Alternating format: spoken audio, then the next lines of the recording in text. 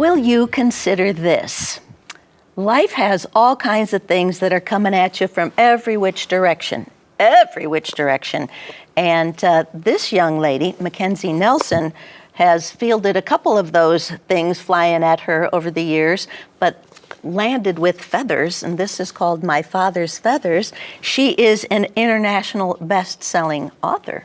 How about that? From little old Central Illinois. Right here in Peoria, born and raised. Yeah, well, welcome. So Thank you. You are born and raised here. Yes. And you went to school all through all through Peoria area. That's right. I actually was born in Washington, Illinois, so I went to Central Grade School locally, and then I went to Limestone. We moved in 8th grade, and I had my high school career there where I was an all-state basketball player. She's 6'1". I should have worn my 18-inch heels or something to try to catch up with her. I'm like Michael Jordan's height today, like 6'6". You so are. I could give him a run for his money. Yeah, so basketball, that was fun for you. That was a savior for you. Yes. Let's back up to, you were born in Washington, Illinois, Yep. And you lived there for years. And when you were 6 years old, your mom pulled the rug out from under you. That's right. When I was 6 years old, my mom sat me down with my dad, who I call him my dad because he has been there since I was born. His name is on my birth certificate, although he did not technically biologically help to create me. Mm-hmm. And so I had no idea leading up to this that he was not my biological father. No inclination, no reason to wonder about that. And she sat me down and told me that actually my biological father was in the mafia and he had killed people. And I could never find him, I could never go after him, or I would endanger myself and her and our whole family. That is pretty crazy, because what does a 6-year-old really even know about the mafia? I had no idea what she was talking about, quite frankly, but I did know my mother liked to have separate conversations with family members. There was never any cohesive group conversation with us as a family. She just utilized those conversations one-on-one to take control of the narrative however she wanted. And so it was a definitive moment in my journey, because from then onward, I remember being treated very differently by my siblings, by her, and that's really when a lot of the abuse started in my childhood. So, and it was emotional abuse mostly? Emotional abuse mostly, a little physical abuse, but mostly just emotional. Like, you know, you wouldn't be here, you owe your life to me. You know, you should be grateful I didn't abort you. You wouldn't be here without me. So I felt like I owed my mother a life of, you know, undying loyalty and servitude. And so from then on, it was as if I couldn't question anything she said. Well, and that kind of guilt for a young child is difficult to deal with.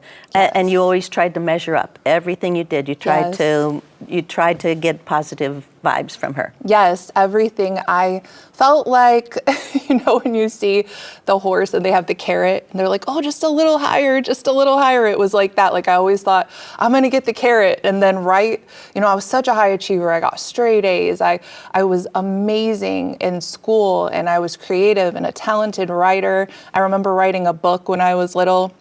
Even in 3rd grade, I was writing. What was that book? Oh, man, it was it was almost like a journey of climbing trees. Okay, interesting. And exploring. And so I've always had this essence, I think, deep within me of this exploratory, adventurous spirit. And that did not bode well for me in my family, where the rhetoric was more around you behave a certain way and we expect a certain type of behavior. But I like to color outside the lines, Christine. Like, I was a free. Don't we all? Yes, and you know you're in media. You know, we like to explore things. We like to learn things. And question things. But my mother was repeating a pattern that had been indoctrinated by her mother. Oh. So you see, this was more of a generational passing down of this is how we treat this is how we treat our children. They are not to question, children are to be seen and not heard. Right, that was a big old one, right? It was. And I do feel like in our modern times, as we're having these types of discussions, that we're learning more and that people are considering a new mindset in regards to raising their children, being a little more open. So you were curious. You needed to know who your real dad was, and Yes. and a lot of people, people who are adopted feel that very same way. They go looking for their biological parents, that Yes. kind of thing. So what did you end up finding out?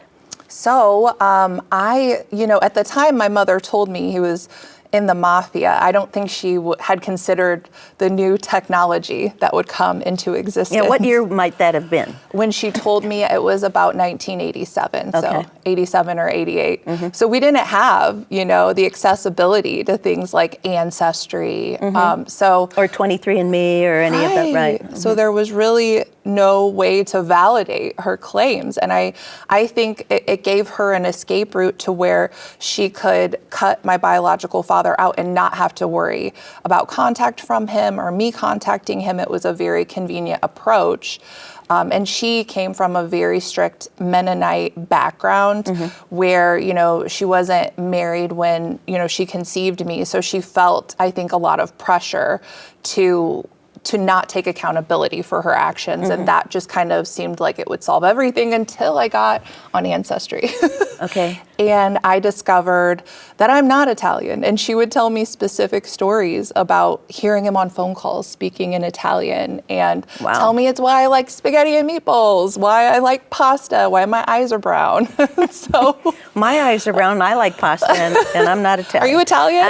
I am not. I'm right across the Adriatic Sea from there. My relatives were from Slovenia, but go on. I just butt in. Okay. So, so you went out. You had to believe it. It was your mother. It was her Yes. story to tell. And I mean, my mother is gorgeous. I mean, she was a model for a while. I mean, she just... And You're kind of pretty too, yeah. and beautiful hair. thank you Beautiful. so much. Yeah. I really appreciate You're that. quite welcome. So continue. I just interrupted you again. I like your interruptions, though. Interrupt me anytime. So no, she just had this great personality, but it was almost like, two different people. Like there was a public persona and then there was one at home. And so I see this as a gift. I really thrived in a public setting and I wasn't intimidated by strangers because they kind of became my extended family. Right. I was getting a better response from the public, being an all-state athlete, all of these other things I had going for me, versus I would come home and I would just dread it because I knew I would get different feedback than what I was receiving. Right. Well, and because of your height, and generally women are not 6'1". Right. You were imposing in your own way. Yes, I was. And so there was, just a perfect mashup of circumstances happening around the same time, figuring out that you're this tall, and accepting that. That's one thing I do credit. My mother is actually very tall as well. And for all of the things I felt that I suffered at her hands, one thing she did empower me was to always stand tall.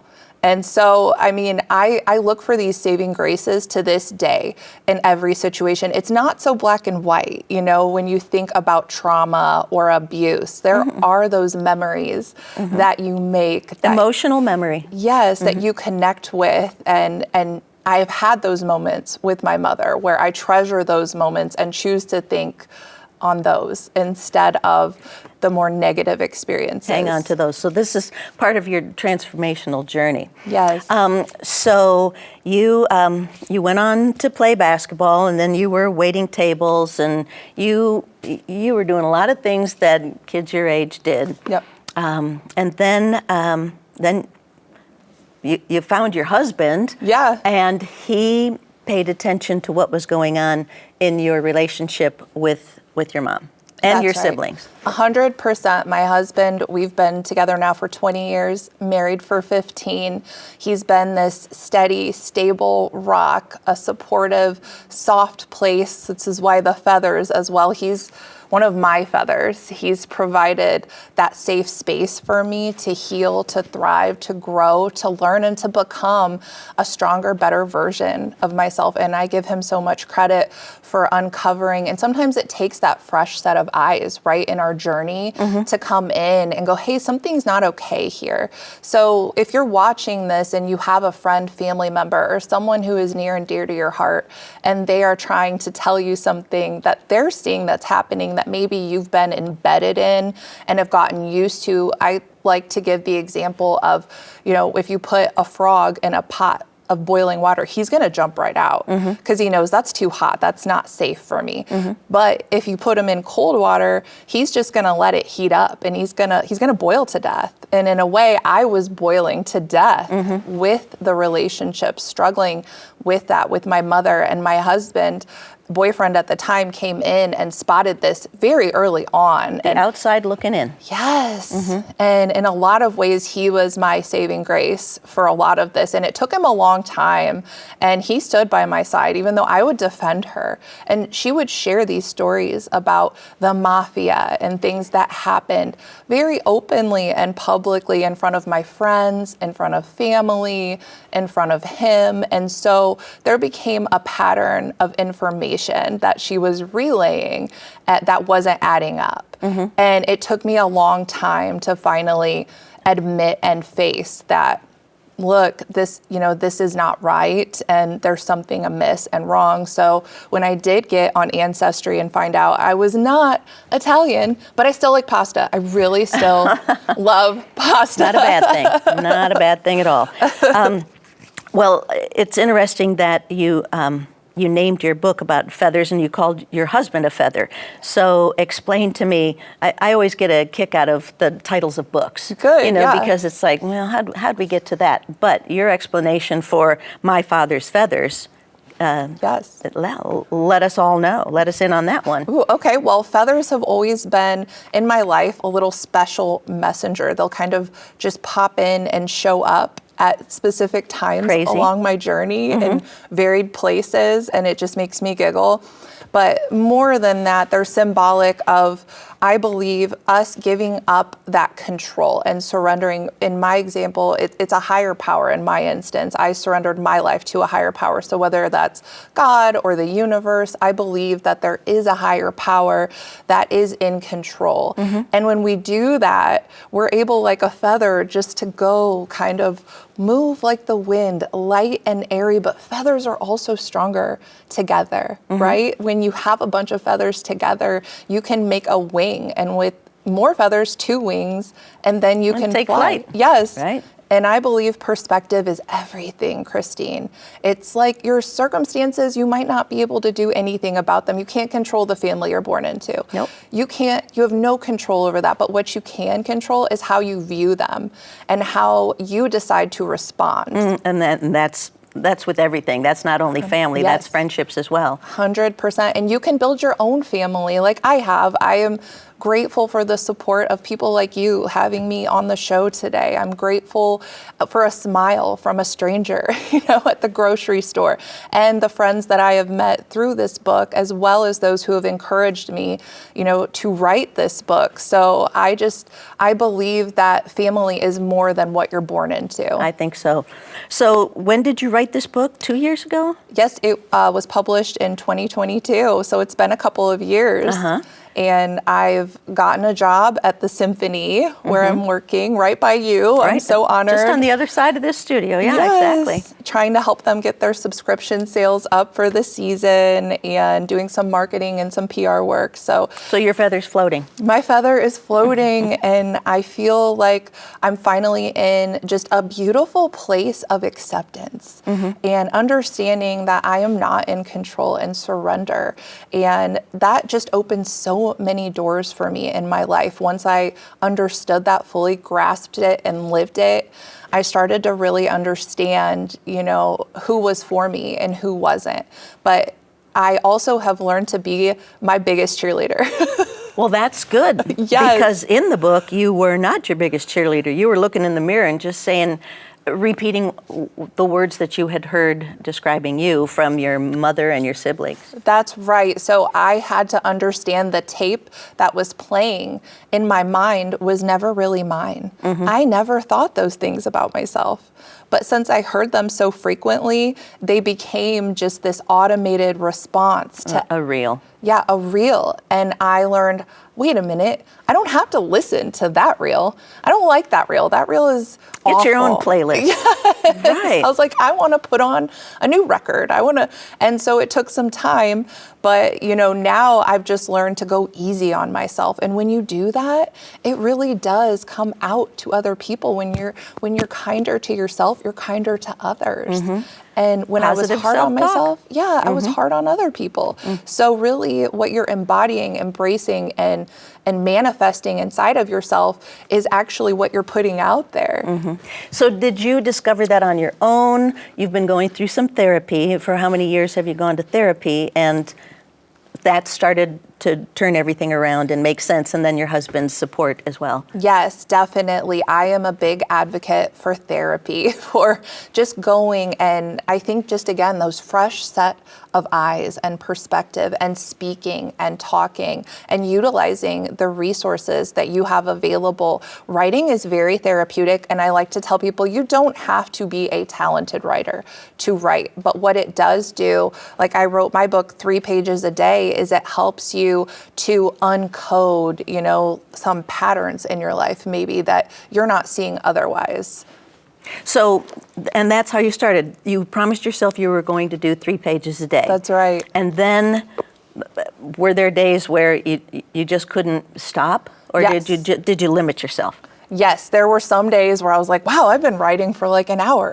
And there were some days where I was like, oh man, I don't want to write today. And those were the harder days to stay committed, and I'd have barely 3 pages.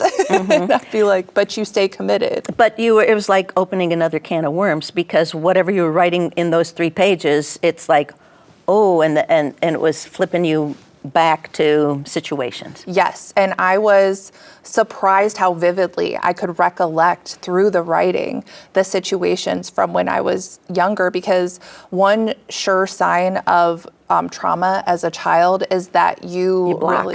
you block, and you have a lot of memory issues when you recall things. And that was something that was a red flag to me. Was my siblings would say, remember that Christmas when we, we both got matching dolls, for example, and I would say, oh, what? No, what did that doll, I could not remember. And so through therapy and understanding some of these red flags and triggers and things, I was starting to pull the pieces together and understand what had happened in my life and, why I was thinking the way I was about myself. Well, so you found out that your dad wasn't Italian, but you never got to meet him. No, unfortunately, I found out he had passed of lung cancer before I was able to meet him, but I have gotten to connect with my aunt, who is still alive, and we stay in touch. And I have a biological sister as well, who's a lawyer out in California, and she's only like a year older than me, that we've had some communication, but I'm hoping that blossoms and I get to know her more as well, and through her hear more stories about who my biological father actually was. So this is still a to be continued. I'm still very much in process. And I think that's important to note too, because so many times with these stories, we want to tie things up with a beautiful bow and be like, and then I lived happily ever after. Well, you're doing okay. Yes, Yeah. but I'm doing great now. I'm just understanding your past, not marinating on it and living there. That's a difference. But understanding your past can give you some key indicators of how to move forward more powerfully in your present. What did your aunt tell you about your dad? And so it was his sister. Yes. Oh, she was his, Yes. okay. So really what I found out about his story is much more heartbreaking than being in the mafia. Him and his siblings were raised in an orphanage.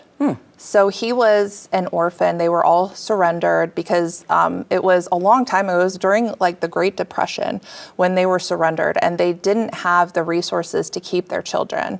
And my great-grandfather was somewhat of he was a photographer for Owen Mills. Yeah. Yes. Okay. And there are newspaper articles about him. He would travel from town to town taking pictures of the prettiest lady in town, but then he would have children with her and then leave town. And then go do it again in another town. Okay. And so he was one of those. Yes. Okay. So he was arrested multiple times for bigamy. And that was your great-grandfather? And just my grandfather. Your grandfather. Oh, yes. My goodness. My grandfather. Okay. So I've gotten kind of a kick out of reading about him. But really what you can see there is, again, generational trauma. What happened with my biological father is the same thing. He had a family. He left them and moved and started a new family. You can see that pattern reemerging. So it's trauma, right? And it's a loss of identity, not knowing who you are and probably wanting that connection with his own father that he really didn't have because he was on the lam, right, for bigamy. Exactly. Gosh. So you can only imagine what kind of a childhood and what kind of issues were going on. Really, it wasn't so much of a mafia story as it was a damaged person who had suffered a lot of trauma. A broken family. Yes, and really not gotten healing. All right. But from your aunt, you've learned some of your medical history because that's also frightening. Yes, I've spent years going to the doctor where they ask you, the intro question, like, tell us about your biological father. And I'm just like, I really don't know. But to be able to fill in the gaps, he died of lung cancer. So being armed with that information is everything, I think, in this day and age, to be able to convey that to a doctor and feel empowered that I know half of my biology is something that has been a tremendous gift for me. How is your relationship with your mother today? Do you have one? We do not have one, but I will say she always sends me a card on my birthday. Well, that's nice. Yeah, I get a birthday card and it's, just like... She gave you a beautiful name. Yeah, thank you. And a nice head of hair. Thank you. Actually, I'm named after Mackenzie Phillips from One Day at a Time. And it was that soap opera, and that's kind of become my mantra in real life. So take it one day at a time. Absolutely, absolutely. So, so you're married and you have some children. Yes. And they're God's gift to you. They are. I find so much joy in my daughter, Nevada. She's 7. She just made the 3rd grade travel team as a 2nd grader. So she's Is she a basketball player? She loves it. She's always playing, always throwing a ball around. And it's just this vivacious spirit. She has hair. She has she's incredible. She's focused. Focused and driven. And then my son is 13. He's thriving. He runs cross country. He's almost as tall as me now. And he's in all honors classes, very smart, very just huge friend group. And my family is really thriving. And I feel so much power knowing that I get to flip the script. I get to be the mom that I want to be, and that's empowering to me. I get to nurture, I get to give them things that I didn't get as a child. And so for me to see my children grow, thrive, and feel loved and know they're loved, I tell them, I love you every day. And that gives me just this feeling of rebellion deep inside that Well, I can understand that. But there's times when my sister and I are talking, and oh my gosh, we just sounded like mom. Yeah. But, and it wasn't necessarily in a bad way, but but you don't say that very often then. No, and if I do catch myself, spouting some of her rhetoric, I really try to distance myself, check myself and go, no, that is not me. That's not how I choose. So what are you going to do next? You've written this. You've written your guide. Yes. Will you write some more, or what do you think you'll do? I know you're busy at the symphony, but are you going to find time to do any more writing? Yes, most definitely. I've done a YouTube show called Meet Me Where You Are, which I haven't been able to get back to recording it. So I hope to get back to that show where I have guests on and talk about their journeys and try to meet people in love, just whatever they're doing, just learn about their lives, their stories, because I think that's what inspires us most as people I'm also writing another book, 3 pages a day. So for anyone who wants any updates on the journey, and I don't believe this is over yet. I feel like it already has gone somewhere amazing. I've gotten to be an international best-selling published author. Yeah, how did that happen? Because of this book. Yes. So people have just found you. So you have a website. Yes, MackenzieKNelson.com. If you want to learn anything else about me or interested in connecting, I'm very open with meeting with people and empowering them in their journeys as well. And I found the book on Amazon, and Yes. really, well, we look forward to hearing more from you because you are transitioning even as we sit here. Definitely. I feel the same about you. Well, thank you so much. You're Such an honor to be here. You're the one who watched me when you were growing up. Okay, I thank did. you. I watched you on the news all of the time. Oh, and thank you. You are just fantastic. And the things you're doing for our community, I'm blushing. Thank you. honestly, it's so impressive and needed. So thank you for having this platform for people like me Well, to come this on. is fun. Like your YouTube, yeah, it sounds like what I'm doing here, but Yeah. you're going to do better. So thanks so much for being with me. And again, her book, My Father's Feathers, and a lot of fun talking to you. You too. Thank you. Thank you. And thank you for joining us, and hope to see you next time. Be well.